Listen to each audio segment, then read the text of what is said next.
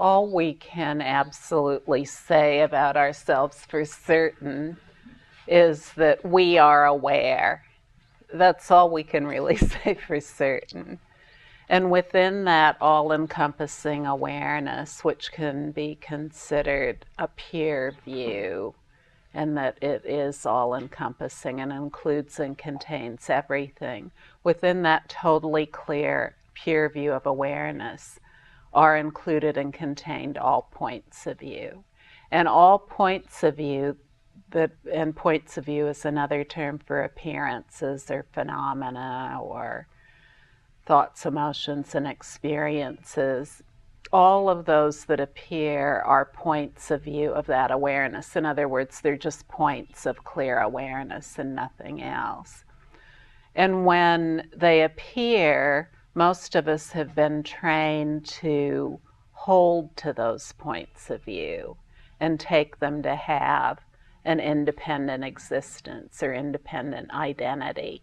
Whether it's the point of view of being an individual, in other words, a personal identity, or any other point of view that's associated with that personal identity. And when we tense and hold to those points of view, all that's happening is that we have a free-flowing choice of how we use our awareness. As human beings, we have a choice of how we use our awareness. And it isn't even important to know who has the choice or why we have the choice. Those are questions a journalist would ask. And we all see what journalists have made of the world. Most journalists have made of the world.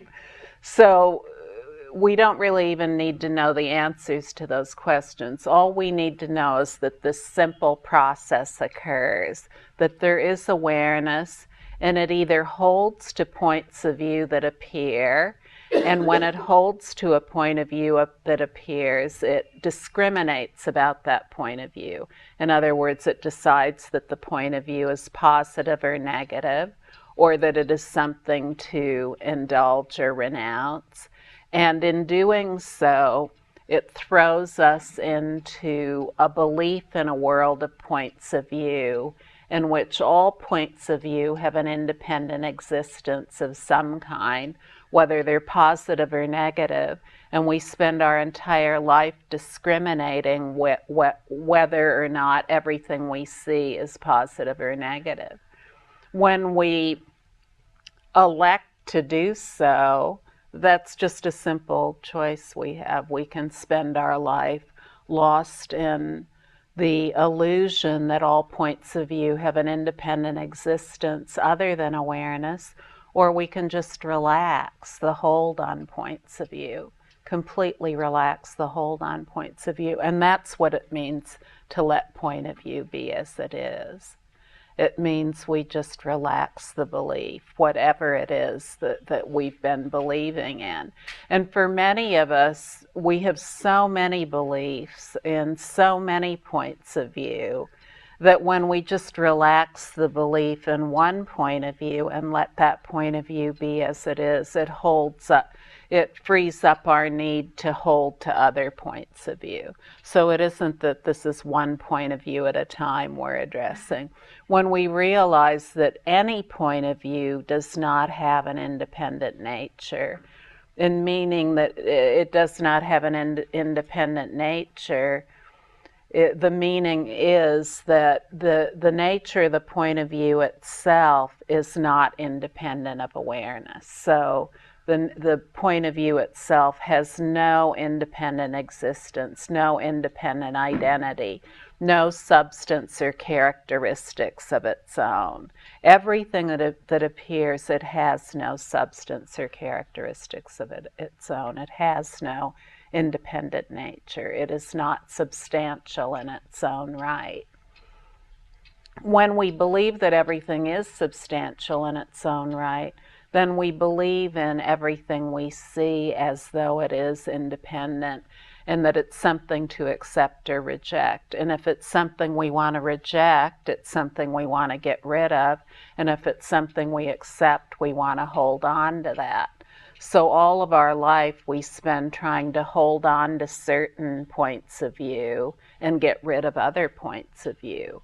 But neither of these is possible. It's impossible to hold to the ones we like, and it's impossible to get rid of all the negative points of view that we don't like. So we expend our entire life energy over the course of our entire lifetime trying to hold on to what we can never hold on to and trying to get rid of what we can't get rid of. So what to do? What to do about this? Just relax. Just relax. And all of the labels that are attributed to all of the different points of view, they're just as empty as the point of view itself. They describe what has no substance and characteristics of its own. And if we want to make sense of our own inner life or the world we live in, the best way to go about that is to just relax and no longer hold to all the points of view that have been conventionally described as being something. And what happens when we do so is that rather than relying on all the words in the dictionary to form meaning out of our lives, we begin to rely on wisdom, the wisdom of awareness that is the basis of all appearances. So in that, then, we can begin to clearly see through points of view. We can begin to cut through points of view. We can begin to see these points of view as they are, that even though they have conventionally described something to us, that this is something we have just learned. It doesn't mean that it's true. It doesn't mean that it's the true nature of reality. Now, some of us are more invested in points of view than others, so, but it's still up to us, no matter how invested we are in the points of view. It's important to just relax and let the points of view be as they are, including the point of view of an individual identity.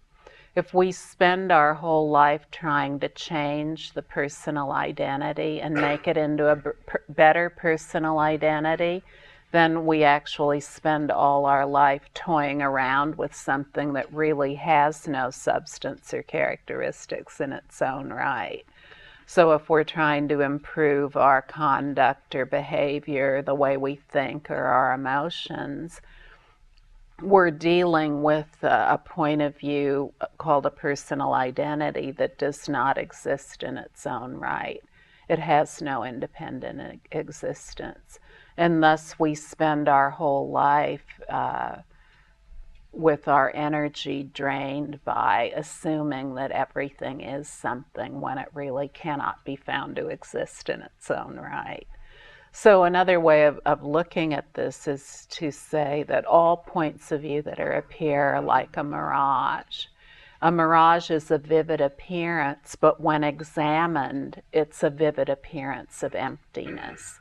It has no existence in its own right.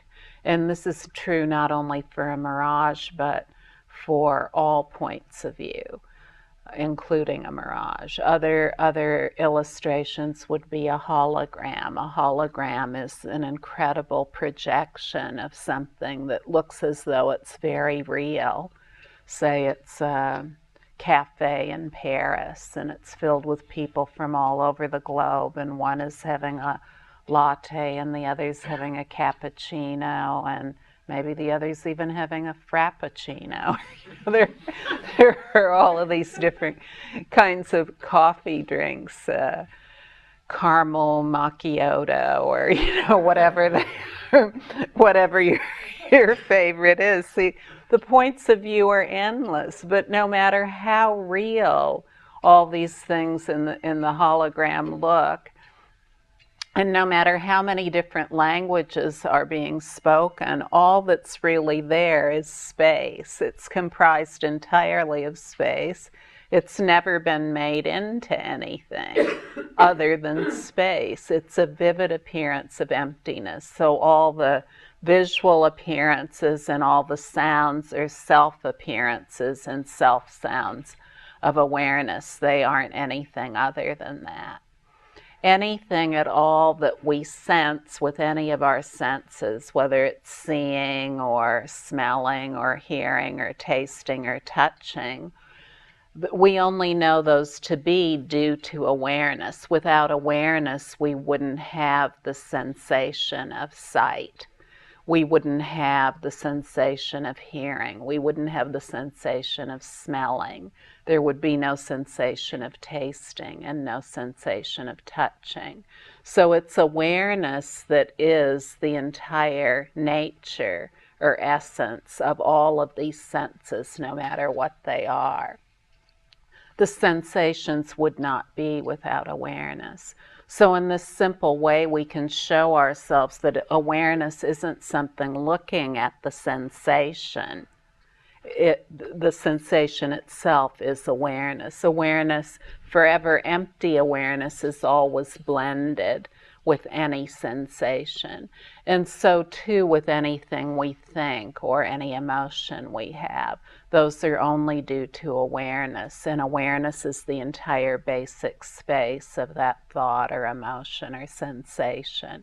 Without awareness, none of those things would be known to be. All that appears, all appearances, all points of view are the dynamic energy of awareness and nothing else. They're the pure dynamic energy of awareness and nothing else. And just like the color blue can't be separated out from the sky, so too points of view cannot be separated out from awareness. Now we can have a bit of an understanding of this mentally, but that won't take us to awareness. We can't really understand awareness just through the mental process. We only get to know awareness, we only gain familiarity with our own awareness as the basis of everything by simply relaxing the hold on points of view, by just resting as awareness for short moments, repeated many times until it becomes automatic. This is the same process by which we learn to hold the points of view. People told us points of view were real. They said, you're a somebody, you're an I, your name is Gabriel, and you're a boy, and I'm your mother and father, and you live in Germany or wherever you were born. And so all of these points of view came to be associated with someone called Gabriel. And so for short moments, repeated many times, you identified with this Gabriel creature and identity. It didn't come all at once. Oh yes, I indeed am Gabriel, and I am a boy, I will grow into a man. No, this came in short moments, repeated many times. And so you gain familiarity with the identity of Gabriel. And in the same very natural, organic way, there's the gaining of familiarity with awareness at the basis of everything. Because we have the habit of dualist perception, it's very tempting to analyze and examine everything that's going on in dualist terms when we're gaining familiarity with awareness. That's called elaboration or description of what is appearing, but don't fatigue yourself in such a way. The descriptions that appear, those too are points of view. So just rest as awareness and know that whatever the descriptions are, those are just points of view too. If you, in retrospect, are looking back at something and saying, oh, I wasn't there, then that's just an elaboration of timeless awareness that's now been divided into a past time when you were located somewhere and you now have a description of what may have been going on there.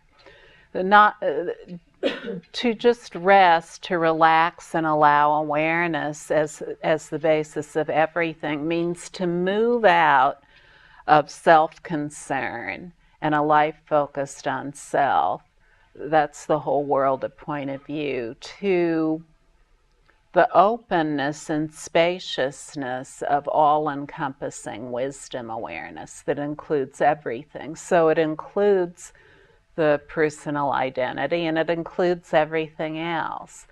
However, it also knows very clearly that none of this that appears has an independent nature of its own. So it never falls to or holds to anything. It doesn't hold to the personal identity as existing, and it doesn't hold to the personal identity as not existing.